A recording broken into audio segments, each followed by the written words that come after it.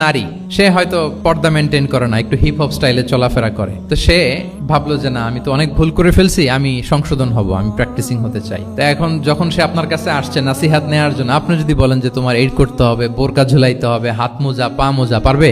এ বলবে আগে যা ছিলাম ভালোই ছিলাম। তাকে একটু একটু করে বোঝাতে হবে, মানে এই হেজাব এটা কেন, হ্যাঁ, কাভারিং আওরা এটা কেন, কেন এটা করতে, এটা বেনিফিটটা আগে বুঝালেন যে Islam consider women as a queen, নারীকে ইসলাম কি হিসেবে কনসিডার করে?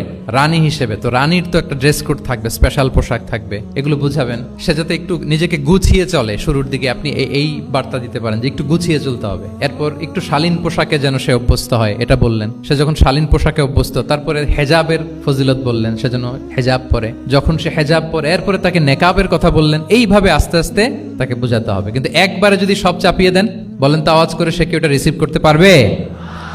কারণ এই যে গ্রাজুয়ালিটি আর তাদাররুজ, এই সিস্টেমটা আপনি ভায়োলেট করেছেন, করেন নাই। একটু একটু করে বললে এটা মানুষের ফিতরাতের সাথেও যায়, তার নেচারের সাথেও যায়। আমরা মদ হারাম হওয়ার কথা জানি, কয়টা স্টেপে হারাম হয়েছিল মদ? একবারে যদি বলা হতো বন্ধ করার সহজ হতো সাহাবাদের জন্য?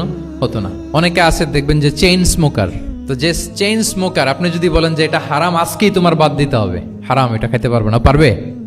ও দুনিয়া সব বাদ দিতে পারবে, সিগারেট বাদ দিতে পারবে না। তো তারে কি করতে হবে? ফ্লেক্সিবিলিটি দিতে হবে, যে আস্তে আস্তে ছাড়েন।